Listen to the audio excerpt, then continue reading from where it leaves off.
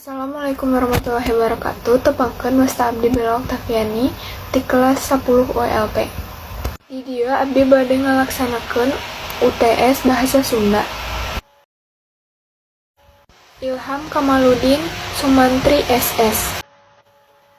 Anu dimaksud terjemahan teh nyaeta mindahkeun isi hiji tulisan anu ngagunakeun hiji bahasa kana tulisan anyar anu ngabogaan bahasa anu jeung bahasa tulisan aslina. Terjemahan nyaeta atanapi ngarombit dina hiji bahasa kana bahasa anu saleresna supados gampang dihafal. Ku diajar ku guru, latihan sareng rerencangan. Sebenarnya tiasa nyarios bahasa Sunda ngan aya nu sabanaha kaasupan kana pikiran. Kawih mangrupakeun lagu Sunda anu gratis anu henteu kaiket ku aturan naon wae boh lagu boh lirikna.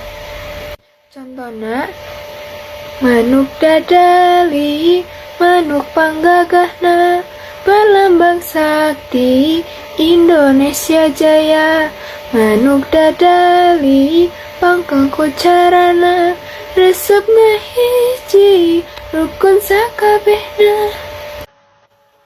Kakawihan mangrupakeun lagu rakyat anu turun temurun kalayanan Wirahma anu sami. Cing ciripit tulang bajing kajapit ku bulu pare sesekutna jol padalang mawa wayang jek nong. Pupuh teh nyaeta patokan atau aturan anu biasa digunakeun dina sawastra puisi Sunda. Contohna nyaeta mojang priangan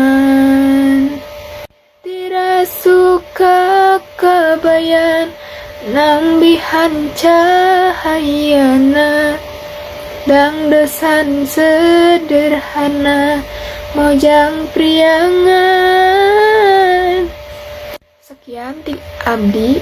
Wassalamualaikum warahmatullahi wabarakatuh.